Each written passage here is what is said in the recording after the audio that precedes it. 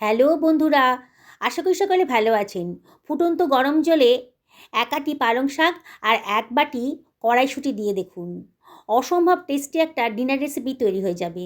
আপনারা কল্পনাও করতে পারবেন না যে এত টেস্টি ডিনার রেসিপি 15 থেকে 18 মিনিটের মধ্যেই তৈরি করে ফেলতে পারবেন।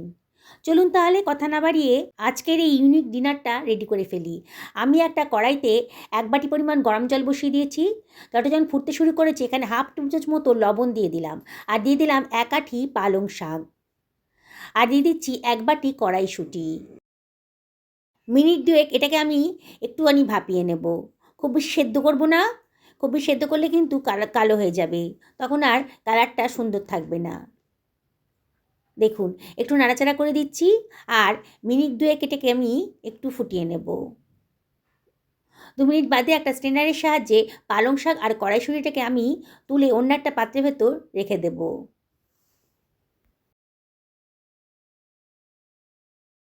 এবার এটাকে আমি একটু ঠান্ডা করে নেব।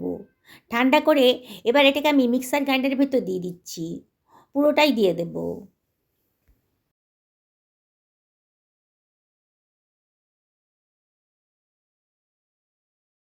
এবারে বেশ খানিকটা ধনেপাতা আমি হাত দিয়ে ছিঁড়ে এর ভেতর দিয়ে দিচ্ছি। দারুণ সুন্দর টেস্ট আসবে, কালারটাও সুন্দর হবে। আবার দিয়ে দিচ্ছি 4 থেকে 5 খানা কাঁচা লঙ্কা, আর দিয়েছি কতগুলো রসুনের কোয়া। লঙ্কাটা নিজেদের পছন্দের মতো দেবেন। এবারে আমি দিয়ে দিচ্ছি 1 টেবিল চামচ মতো লবণ, হাফ টেবিল চামচ মতো গোটা জিরেও দিয়ে দিলাম। এবার এটাকে আমি গ্রাইন্ড করে নেব। জল ছাড়াই গ্রাইন্ড করব, তবে খুব যদি জলের প্রয়োজন হয় তাহলে 1 টেবিল চামচ মতো জল এখানে দিয়ে দেবেন। দেখুন কত সুন্দর একটা স্মুথ পেস্ট তৈরি হয়ে গেছে। আমি এখানে আদাটা দিতে ভুলে গেছিলাম। আমি 1.5 ইঞ্চি পরিমাণ আদা কুচি আবারও এর ভেতর দিয়ে আবারও এটাকে গ্রাইন্ড করে নিচ্ছি। দেখুন কত সুন্দর একটা কালারফুল পেস্ট তৈরি হয়ে গেল। দেখুন একেবারে মিহি পেস্ট তৈরি হয়ে গেছে। এবার এটাকে আমি সরিয়ে রাখছি। আজকে আমি আটা দিয়ে বানাবো। আমি এখানে 2 বাটি পরিমাণ আটা নিয়ে নিয়েছি, আর দিয়ে দিলাম হাফ টেবিল চামচ মতো লবণ। আপনারা আটা ময়দা মিশিয়েও করতে পারেন। আর দিয়ে দিচ্ছি হাফ টেবিল চামচ মতো হিং, সুন্দর একটা গন্ধ বেরোবে। 4 টেবিল চামচ মতো সুজি দিয়ে দিলাম, তাহলে খুব খাস্তা হবে। এবার সব কিছু আমি খুব ভালো করে মিশিয়ে নিচ্ছি। এবারে আমি এর ভেতর দিয়ে দিচ্ছি 2 টেবিল চামচ মতো সাদা তেল। আবারও ময়ামটাকে দিয়ে ভালো করে মিশিয়ে নেব। খুব ভালো করে মিশিয়ে নিতে হবে। দেখুন খুব ভালো করে মেশানো হয়ে গেছে যখন ময়ামটা, তখন আমি এর ভেতর দিয়ে দিচ্ছি ধনেপাতা, পালং আর কড়াইশুঁটির পেস্টটা। পুরো পেস্টটাই আমি দিয়ে দেব।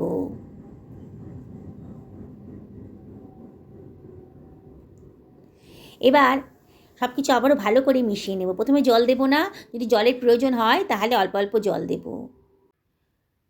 দেখুন ঠেসে ঠেসে মেখে নিচ্ছি। আমার মনে হচ্ছে একটু জলের প্রয়োজন আছে, তাই মিক্সার গ্রাইন্ডারটা ধুয়ে অল্প জল এর ভেতর দিয়ে দিচ্ছি। দিয়ে আবার ঠেসে ঠেসে ভালো করে মেখে নেব। আমার নর্মাল যে রুটি করার জন্য আটা মাখি সেরকম করেই মেখে নেব। দেখুন কত সুন্দর একটা স্মুথ পেস্ট তৈরি হয়ে গেছে। এখানে আমি আরেকটু দিয়ে দিচ্ছি 1 টেবিল চামচ মতো গোলমরিচের গুঁড়ো, 1 টেবিল চামচ মতো চাট মশলাও দিয়ে দিলাম, আর এর ভেতরে দিয়ে দিচ্ছি হাফ টেবিল চামচ মতো লবণ। আমার লবণটা একটু কম বলে মনে হয়েছিল, তাই দিলাম। আর এখানে দিয়ে দিচ্ছি 1 টেবিল চামচ মতো সাদা তেল। আবারও সব কিছু ভালো করে মিশিয়ে নেব ডোটার মধ্যে। আবারও ভালো করে ঠেসে ঠেসে মেখে নেব মিনিটখানে, তাহলেই কিন্তু মশলাগুলো ডোয়ের মধ্যে খুব ভালো করে মিশে যাবে। দেখুন বন্ধুরা কত সুন্দর একটা সবুজ রঙের ডো তৈরি হয়ে গেল। এবার এটাকে আমি ঢাকা দিয়ে মিনিট 10 রেখে দেব। এর সঙ্গে খাওয়ার জন্য একটা তরকারি বানাবো, সেই জন্যে 2খানা টমেটো আমি কেটে নিচ্ছি। মাঝারি সাইজের টমেটো রাফলি কেটে নেব।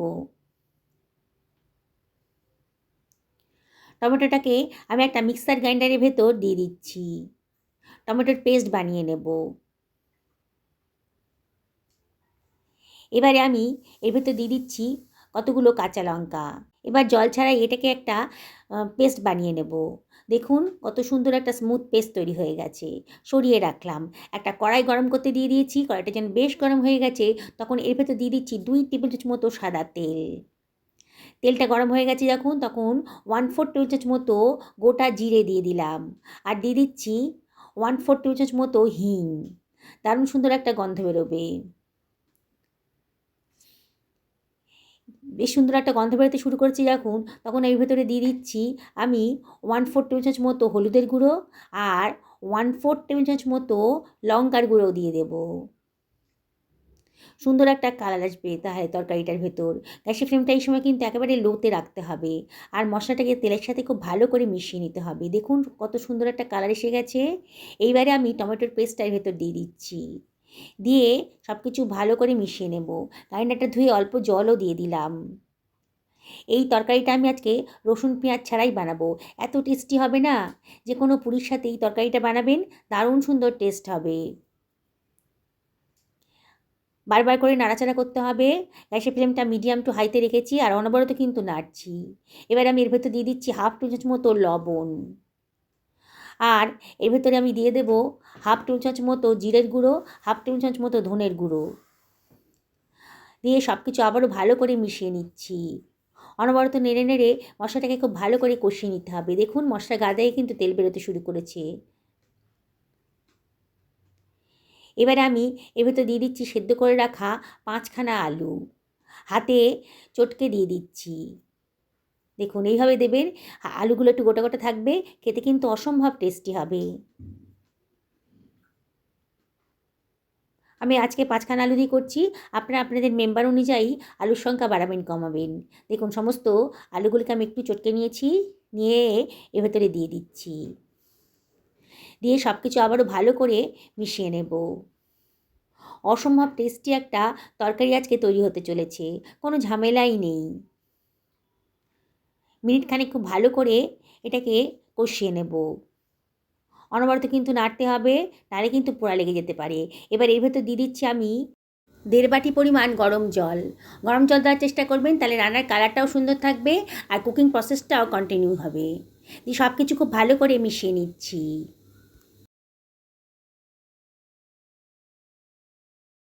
1 টেবিল চামচ কিচেন কিং মশলা দিলাম আর 1/2 টেবিল চামচ মতো গোলমরিচের গুঁড়োও দিলাম।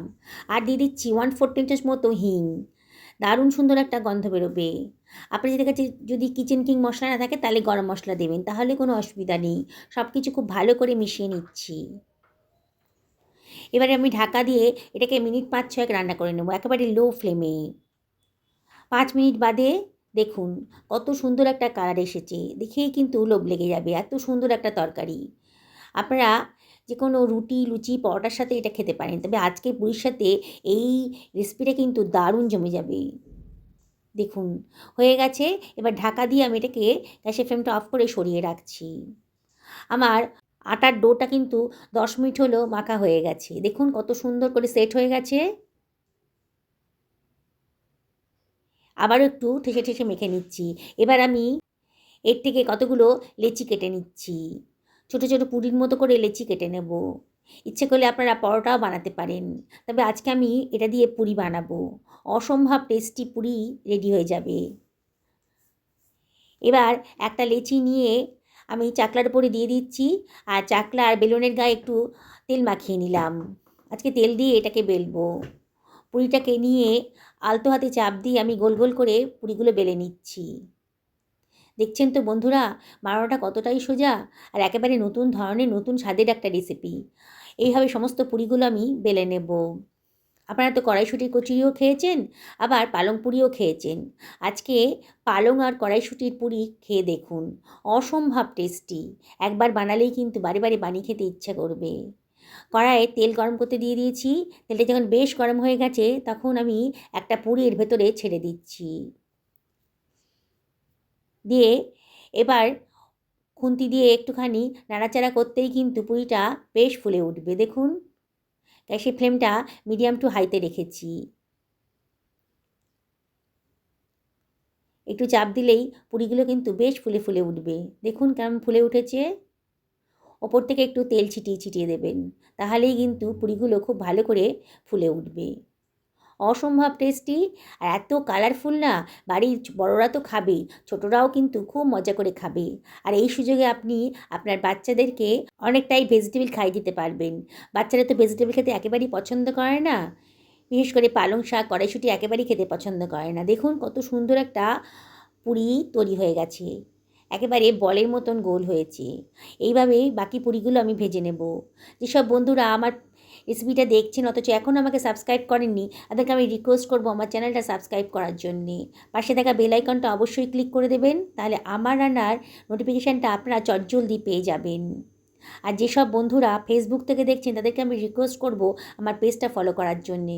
দেখুন কত সুন্দর সবুজ রঙের পুরি তৈরি হয়ে যাচ্ছে, আর একেবারে খাস্তা হয়েছে দেখেই মনে হচ্ছে। এপিট ওপিট করে আমি ভালো করে পুরিগুলোকে ভেজে নিচ্ছি। এবার একটা স্ট্রেনারের সাহায্যে তুলে নিয়ে আমি একটা সার্ভিং প্লেটে এটাকে সার্ভ করে দিচ্ছি। দেখুন বন্ধুরা কতটা লোভনীয় হয়েছে। শীতকালে এইরকম পুরি যদি একবার না খান না, তাহলে কিন্তু আফসোস থেকে যাবে।